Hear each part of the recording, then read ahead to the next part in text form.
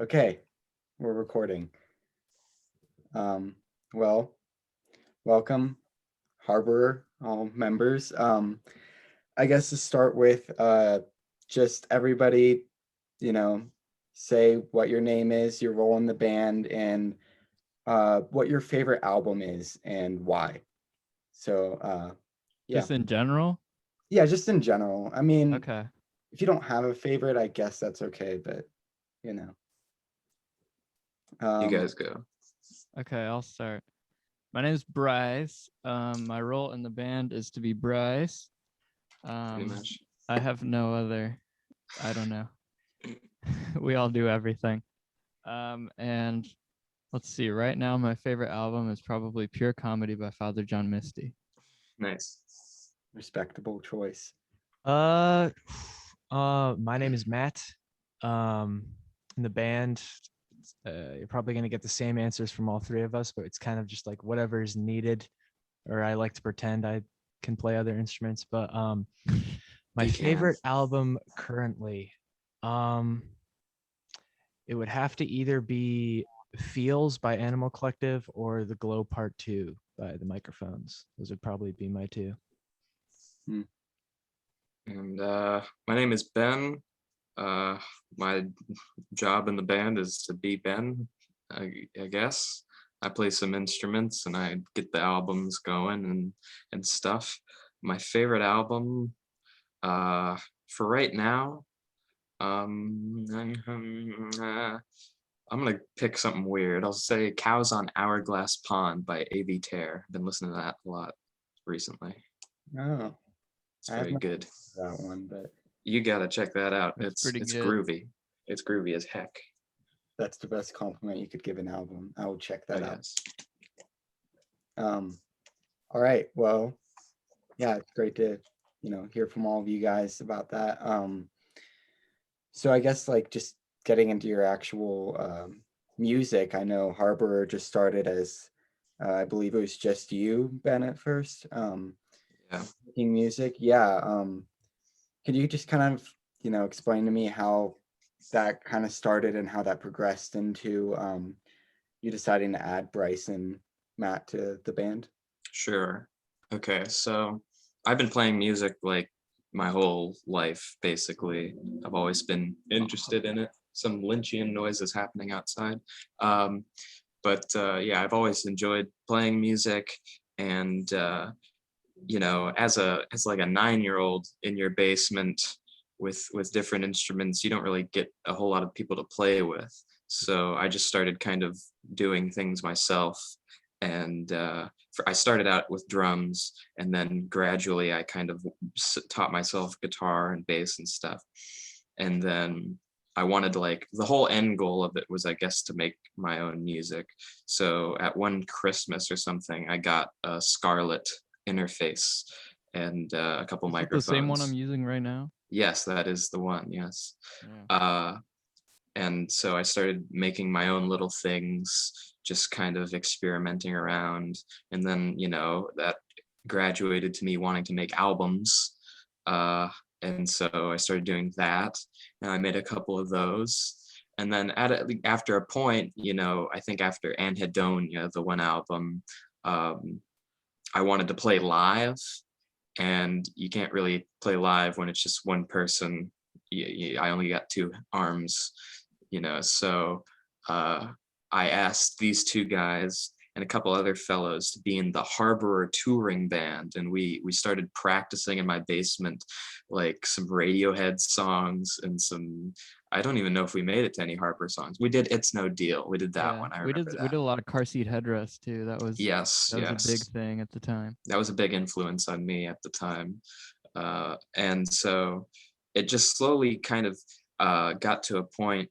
I think the way it happened was every Tuesday there's this open mic night at this coffee shop, and we were kind of interested in playing there with just me and Bryce and Matt. And one day we were just like, we told the other 2 guys, you guys don't gotta come. Well, we're gonna do the open mic night.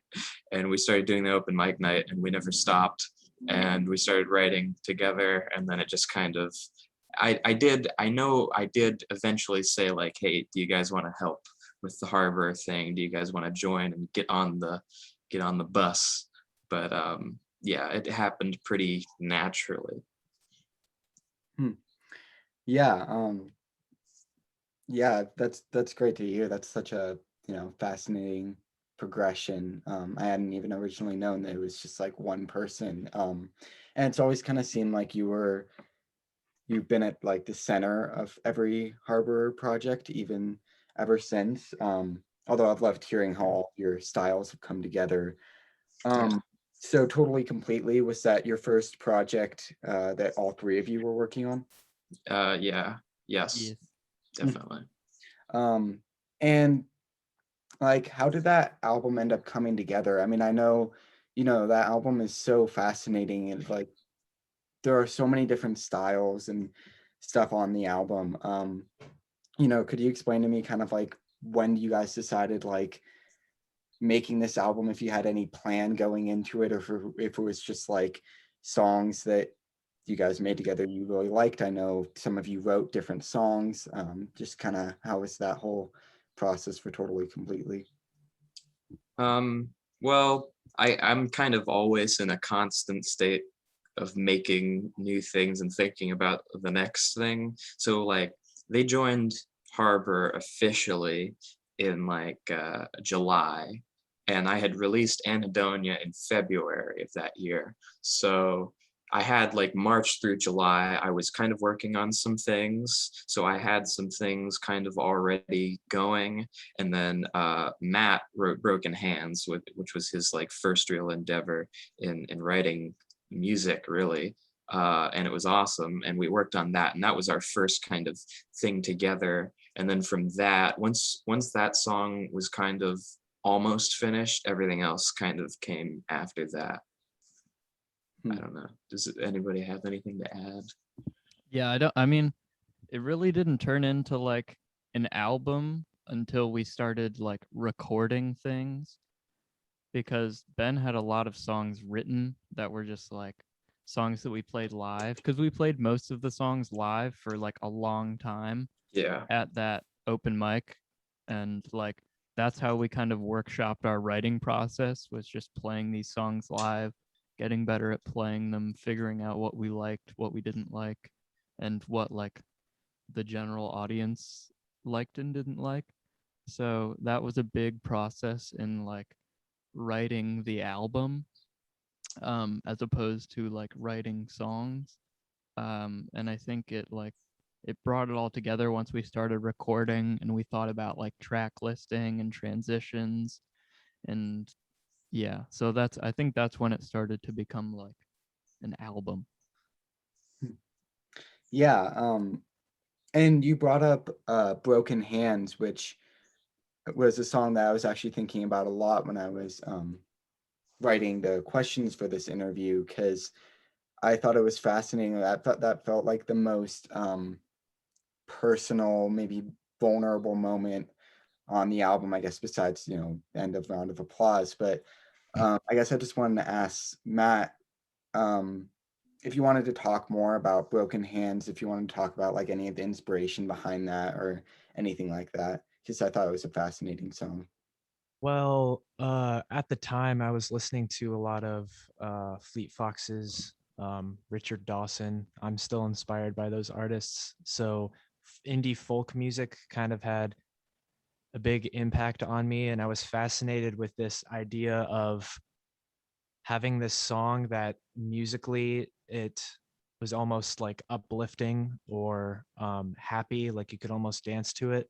But the contrast between the musicality and the lyrics, if you take a look at the lyrics, uh, they're pretty messed up and dark and morbid. And I kind of created this story of this guy who is going after this girl, but this girl has absolutely no interest in him at all, and it's almost like he's becoming self-destructive.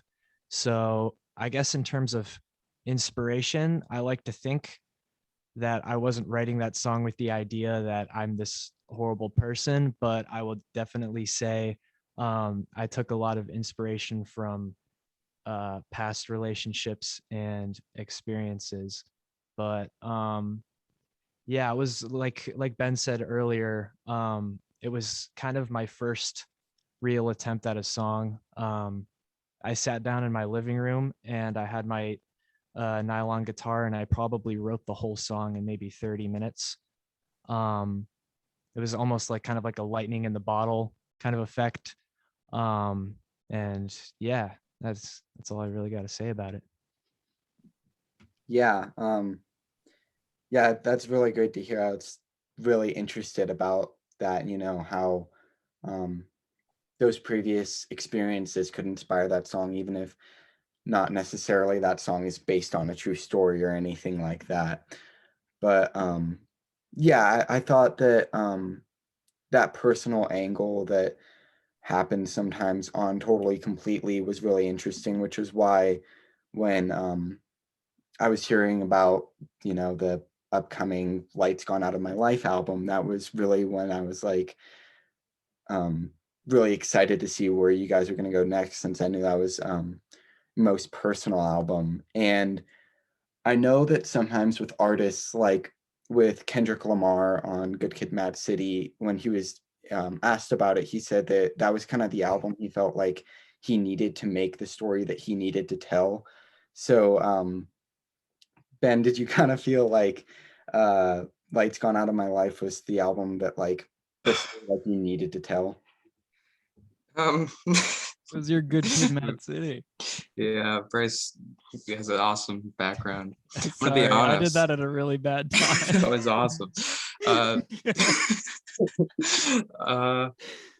okay.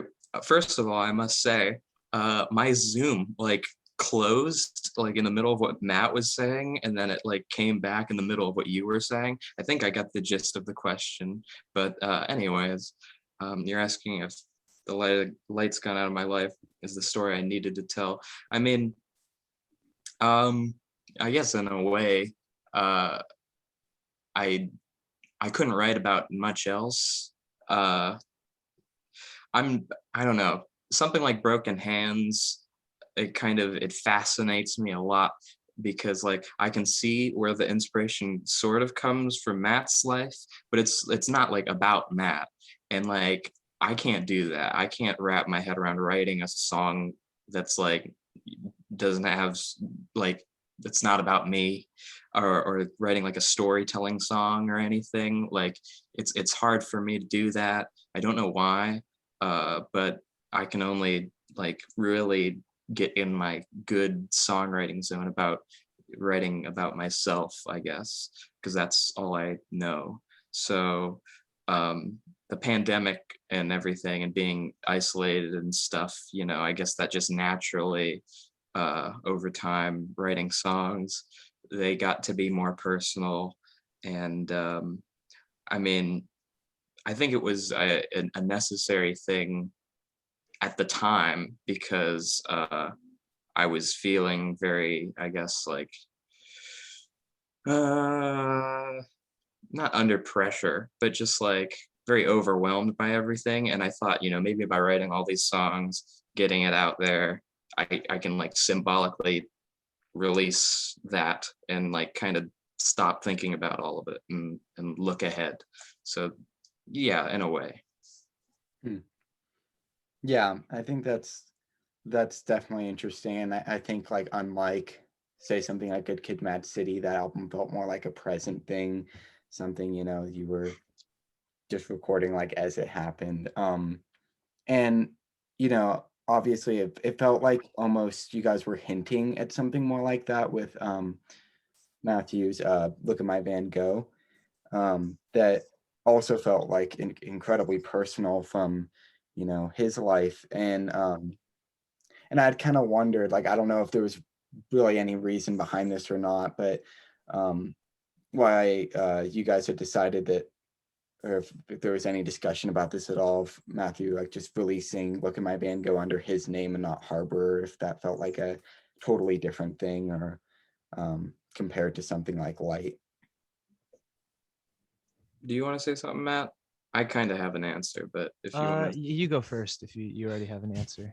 Okay, well, like we did have a discussion about this. I said, if you want to release Inner Harbor, like I don't have any problem with that, but I like, it makes sense. And especially now, just like looking back on it, to me, it makes sense that like it's its own kind of, because it is a Matthew Ryan experience. You know, he did the whole thing and arranged the whole thing, and you know, recorded it all himself and stuff. So that's his thing.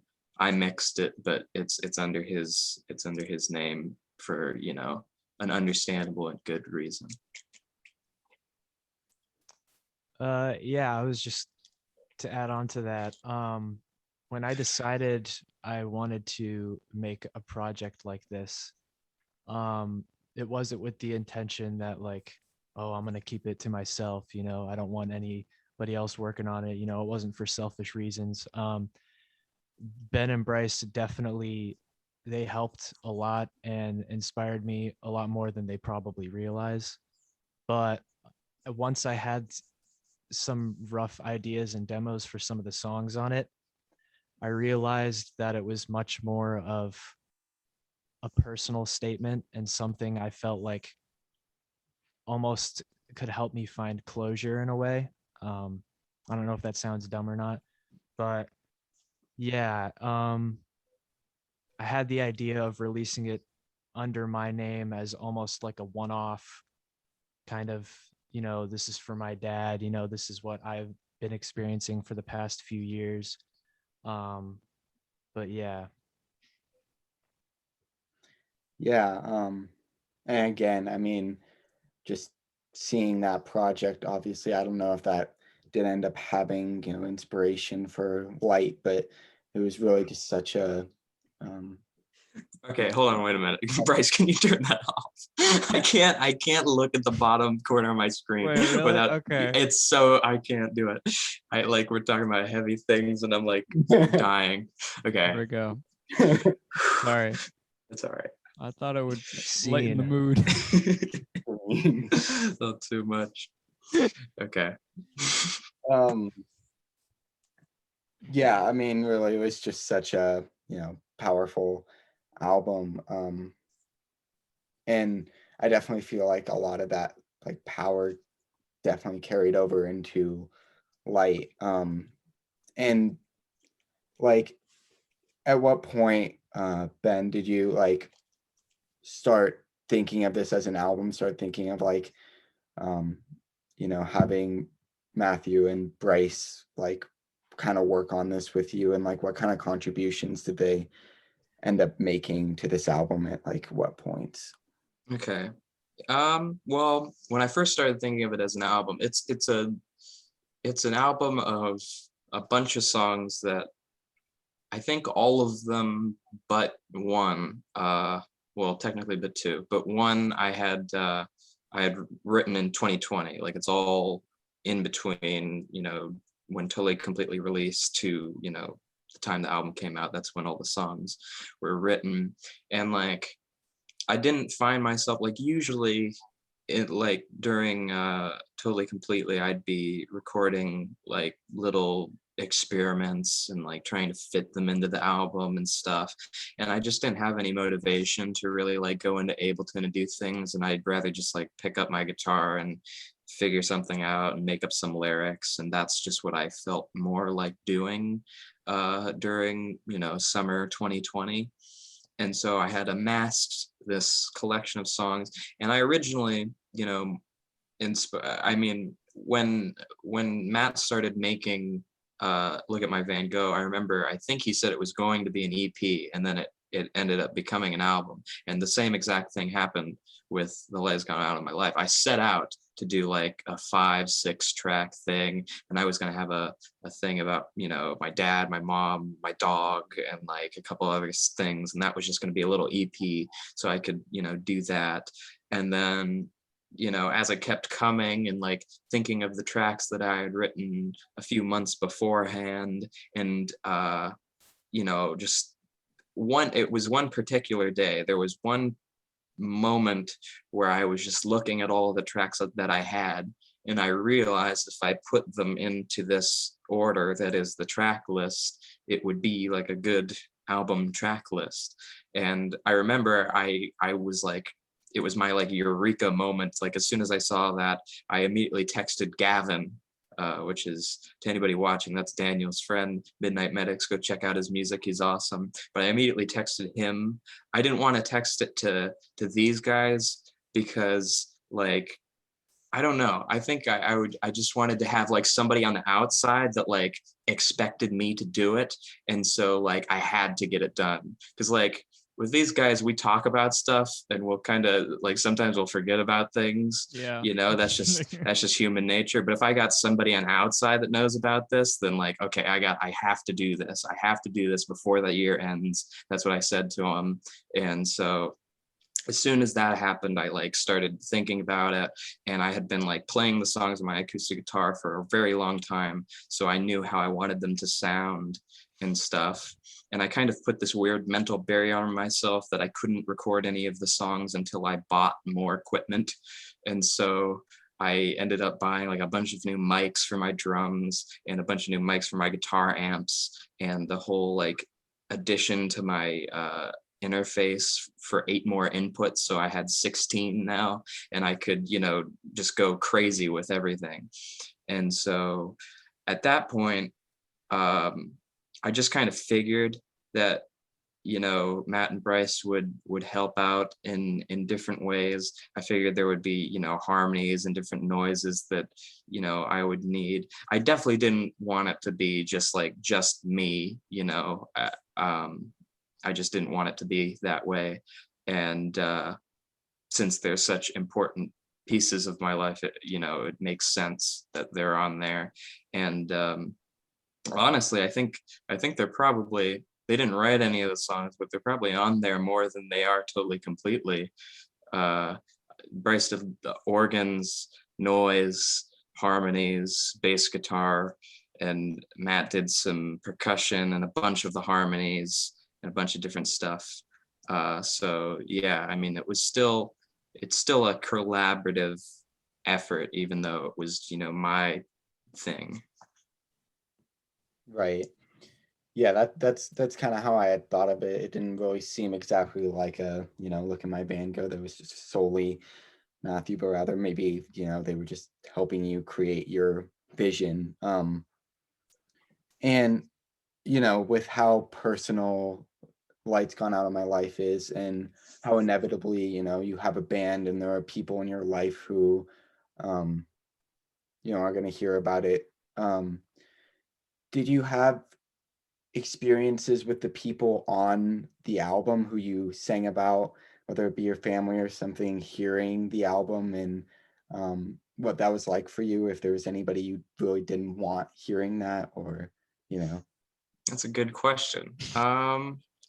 I think a few of the people that I think, I'm thinking. None of the family, nobody in my family has heard the record, and they probably won't, for, you know, unless they find it somehow. I will say that my dad has found some of the earlier Harbor work that I have wrote about him, and he was not too pleased about it. So I can't say what would happen if he found the other stuff that I have recently done. But anyways, some of the stuff, like we did show God Bless the NFL to one of the construction workers at the NFL place that I talk about there. And probably, you know, the song Tuesday Night is about a mood that I had that was created by a bunch of different people, and I'm sure those people have heard the song, whether they know it's about, well, it's not about them, it's about me, but you know, about Tuesday, it's about Tuesday, yeah. You know, whether they know that, you know, they're kind of being referenced, I don't know. But all in all, you know, Harbor started as a way for me to kind of do a musical outlet that was not controlled by my parents or people that I, you know, knew in real life, other than my friends and stuff, because everything else that I had done up to that point was so controlled by them, and it was getting so annoying that I just like did this other project, Harbor, that, you know, has now grown into this, you know, thing. So yeah, it's still sort of a separate affair. And yeah, they haven't, they haven't heard. I did play C Spot Run to my dog, so he heard that. Yeah. Yeah, I guess that's interesting. I don't know why I hadn't expected that, but that makes sense. And especially you brought up Tuesday night, and I was really interested with that song. If I don't know if Bryce and Matthew wanted to kind of chime in about um if they had seen some of that kind of stuff. I know you had said you felt like with your friend, you didn't feel like the same. You didn't really feel, things had kind of changed for you with your mental state. If, um, you know, you guys had seen this change in him before this, or, you know. I mean, I I don't think there was really many like isolated occurrences. I guess there probably was, but usually when like one of us is off on a Tuesday or like at an open mic, we're all kind of off. Like we all definitely feel, There's a vibe. yeah, Yeah. there's for sure. And there's been a lot of weeks where it kind of gets real stressful because there's so many people there that like we know, and like some of them we're friends with, some of them we're not, and like sometimes it just gets real hectic. And yeah, I think that's all I'll say about that. But like, yeah, there's a lot of times where I've noticed Ben or Matt, or especially me, a lot of the times gets like really overwhelmed when we're at open mic. And yeah, I'm so glad that that song exists because it's like one of the best releases for like that feeling ever, because it's literally like when we perform that song at open mic, it is like the best thing ever because I'm just like, I don't know, just like yelling and screaming about the thing that we're experiencing at that moment, at that time. Like it's such a weird thing to experience, but I'm very glad that it exists and we're able to perform that. I agree. I mean, I think uh, especially in the past like few months, like even after the making of this album, I was still feeling some of that, I guess. But I want to say like in the past few months, couple months or so, I've made some good personal like growth. I don't know how to make a sentence, but I've made good progress, and a lot of my kind of issues with social anxiety or anything like that in the past. I mean, I still definitely have that, but I'm getting a lot better about it, and trying to not be so reserved all the time, and try to start saying things again. So yeah, I still definitely, there are still some of those nights when we have those Tuesday nights, and it's great to play that song. And we've started recording our live performances at this jam night, open mic night, and we probably have a couple good recordings of us playing that with heaps of emotion. Yeah, definitely. Yeah, that's interesting. I guess I hadn't, really even thought of it as that open mic specifically. It was interesting to see you bring that up. I guess in the lyrics of the song, I thought it was just a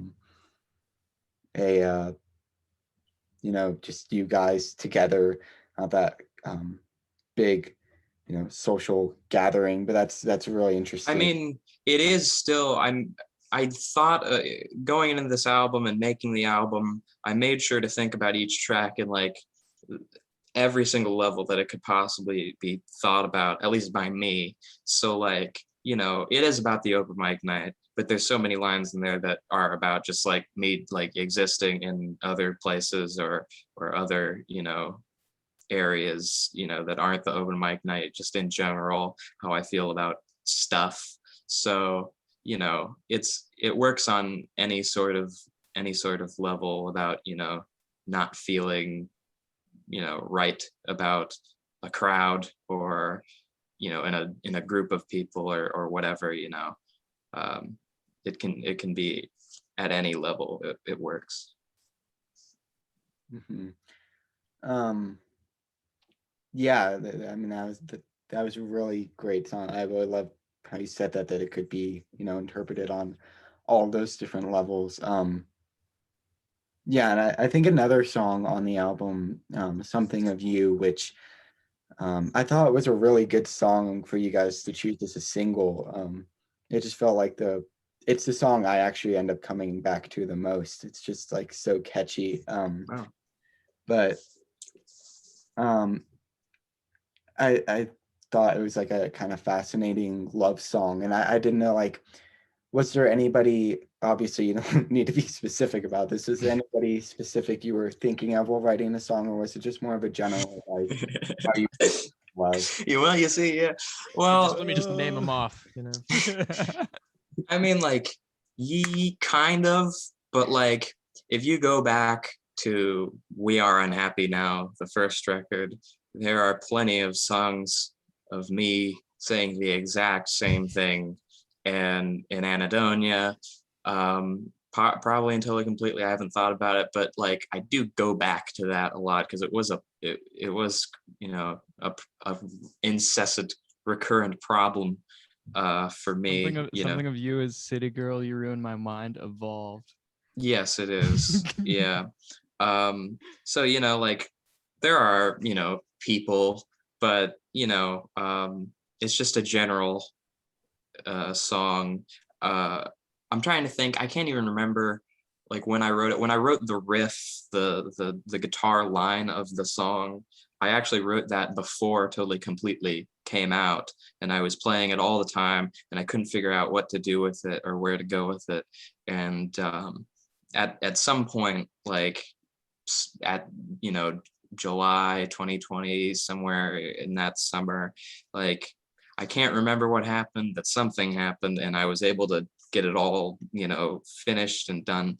And a lot of the tracks were kind of written, you know, with the open mic night in mind, because I liked playing them there and you know, playing them for people and seeing what they would think and getting my emotions out and saying what I actually thought, like what was actually on my mind, instead of like weird metaphoric lyrics to a group of people. Like it sounded scary, but it also sounded like kind of an interesting experiment to do. So, you know, all of those combining factors, you know, go into that song. And yeah, I mean, there could be a few people, but it's a general song as well. Mhm. I don't want to like speak for Ben right now, but I'm going to do that. Like I think I know like when he writes songs that are directly like about people, it's about him. Like it's about how he is perceiving those people, how his relationship with those people, and how he's viewing it from like an outside perspective, because he's always like looking at himself from an outside perspective when he writes these songs, even if he's using like a first person perspective in the lyrics. So like I don't know. It always fascinates me to like analyze the lyrics, because he never really outright goes to me and Matt and is like, this is what this song is about. Like that never happens. I guess it does sometimes, but like with a lot of the songs that he writes, I just kind of like, I'm like, maybe, I don't know. So like a lot of the times I see more of an introspective Ben, and almost more when it's like a song that he's talking about someone else. Like he's talking about his relationship with a person. He's talking about his experience and all of that stuff. So I think a lot of the songs about other people are always about him at the core. I hope I didn't. I like it. Good job. Yeah. Okay. Cool. Got the seal of approval. Yeah, I think that makes a lot of sense. I really like, how you put that for Ben. But yeah, that definitely makes a lot of sense. Like writing songs about other people that are really about you. Um, and I think one of the tracks on Light that interested me the most, because I really um, didn't really understand why exactly it was on the album, was the kind of interlude, the In Heaven Everything's Fine. And I don't know, I was just really interested to hear about like what made you decide to put that on the album, within the context of the other tracks, and really just like how, I guess, David Lynch, if he was, inspiration to you, and kind of how his art has impacted your. Good face, Matt. That was good. Yeah, okay. In Heaven, it's from the movie Eraserhead. The lady in the radiator sings it. And I'm not gonna explain my theories about Eraserhead or anything, or but everybody has a different interpretation of that movie, and what that particular part means. And you know, it just felt adequate. It's also in a very, I don't know if it's in the same, but it's in a very similar key to the song that comes after it.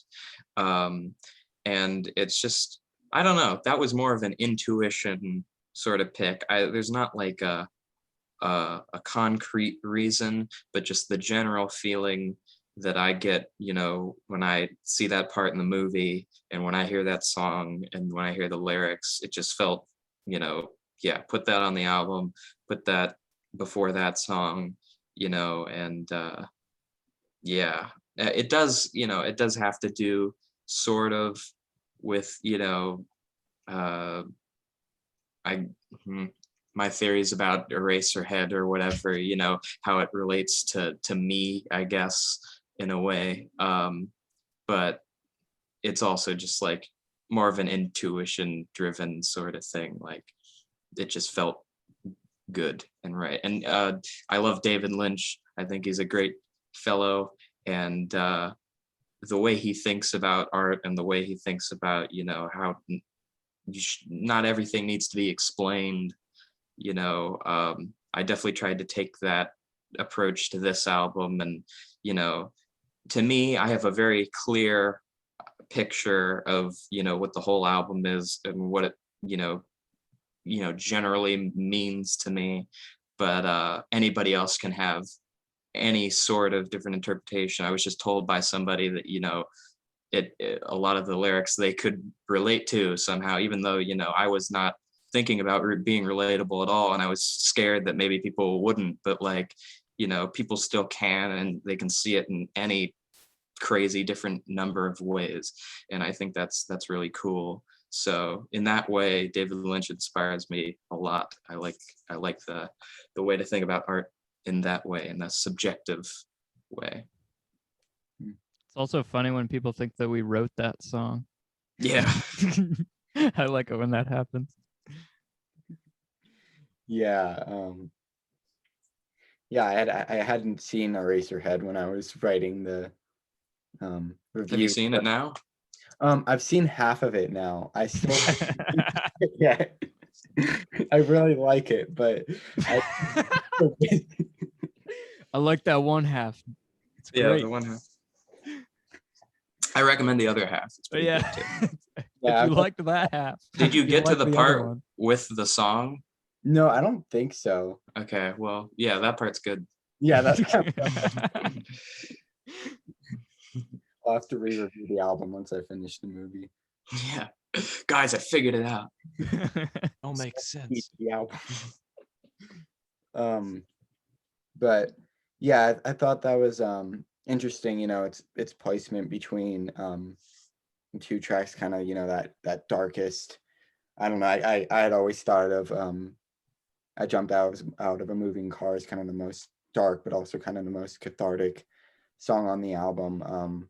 And when I was reading into your notes on it, um, you said that was based on a true story, or something like that. And I don't know if you wanted to like elaborate on that anymore. No, just kidding. So yeah, I jumped out of a moving car is the one song that I had mentioned earlier. All the songs were written in 2020 except one, and that's the one. I jumped out of a moving car was written in September of 2018 for the album Anhedonia. And the reason it's not on that album is because it's pretty complicated. And back then I was not interested in, making, I mean, I guess the songs on Anhedonia are a little bit complicated, but I was kind of lazy back then, and all the tempo changes and all of the different points that it goes through was just like, whatever, I'll save that for later. But I had, for every single project, Anhedonia, totally completely, the EP that I was trying to make when Matt was doing Van Gogh, I even thought about doing it then, and it's always just kind of been a lingering thing in the back of my mind. But yeah, I mean, I did jump out of a moving car. It wasn't on the day I wrote the song, but it did happen, and I elaborate that on in the song and the song after it. So I'm not gonna talk about that particular event, but that song, the day I wrote it, and the lyrics on it and the chords as you hear it on the album is how I heard it back then in my head. And I just except for the wishes don't come true section with the key change and everything, that was actually taken from what was originally going to be the last track of We Are Unhappy Now. The chord progression I had found on my computer, and I thought, hey, that could go in there, and it went in there pretty nicely. And it's just kind of it's important to me in that aspect that it's an old song and it's got a bunch of different meaning, and that's why the lyrics on that aren't as cut and dry as the rest of the album, because back then I did not write like this, and I wrote a bunch of different like non sequitur, different metaphor-y things that seem to not mean anything, because that's the only way I knew how to do it back then. But yeah, I deliberately like didn't change anything about it, and it's there for that reason for me. And it's a good climax to the album. So yeah, that's the story of that one. Yeah, I mean, I guess going in then into the last track on the album, I thought it was interesting, with titling it The Light's Return. I think it can be easy with like an album like that to want like a a natural conclusion to it, at like happy ending, if you will. But obviously, like in life, it's not really ever like a happy ending. Like, did you feel like it was genuine for you to be able to say like that the lights returned to your life, even if it might have been like more complicated than that, or like how you might have expressed it?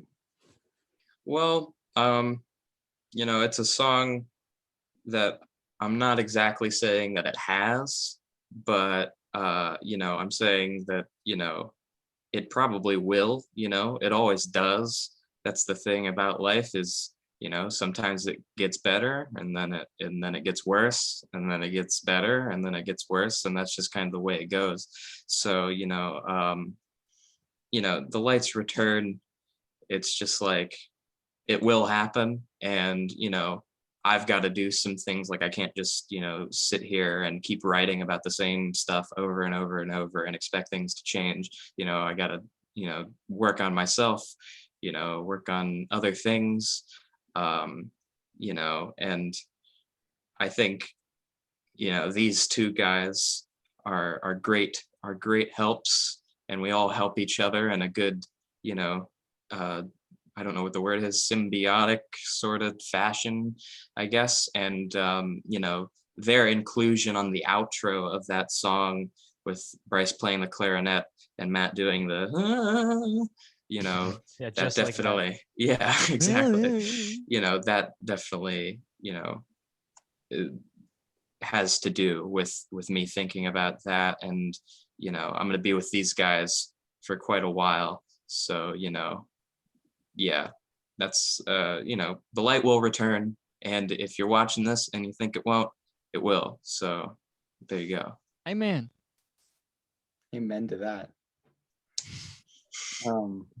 Yeah, I mean, I guess that was pretty much it for Lights Gone Out of My Life. Do you guys want to, you know, share anything about what your plans are for upcoming albums, what the sound might be like, if you know, if Oh, you're still in that like secretive phase of like nobody can know what we're gonna be doing, well, that's okay too. But Top like, secret. Yeah, if I told you, I'd have to kill you. Well, I want to say that the story of the light has gone out of my life. I mean, it is the story of my life, so it's, you know, not over yet, and you know, I'm still alive. So hey, but I am kind of thinking about doing just a little tack on thing project just to get it out there, a post epilogue, if you will, just a short thing. I don't know if it'll be a song or an EP or whatever, but I do want to do just a little thing. And we are thinking about the next album. It's going to be freaking weird, I know that. And it's going to be very cool. I've already got like, you know, 10 songs. I'm sure Matt does as well, and Bryce is working too. So, you know, I'm trying really hard. you know, we're getting stuff together. We've got a lot of good sounds on the way, and videos. Yeah. Yeah. Videos are fun. We've been doing a lot of video stuff lately. Just trying to like experiment with like ways to present our Yeah, art. I think it's important. videos have been a fun thing as of late. Yeah. Yeah, actually, I mean, I guess getting into that real quick, I definitely noticed like versus Totally Completely with, you know, a music video like Acid Rain or Round of Applause versus now with like Something of You or God Bless the NFL. Like it seemed like you guys really wanted to like, you know, not that the Totally Completely music videos were like bad or anything. They just weren't like as in depth as these were. You know, what made you guys like, you guys are just more interested in like the video side of it now? Like, what made you inspired to make something like this Something of You music video? Well, for a lot of Totally Completely, and you know, the Ask for Me video, Round of Applause video and stuff, and you know, we were just figuring out how to, you know, work on music together and work on stuff together. I mean, we'd been friends, but you know, this was a kind of different thing, and we were just like, hey, what if we did this? You know, that would be kind of cool, and we would go and do it, and that would be a thing. And now it's like, okay, we've figured out how to do this stuff.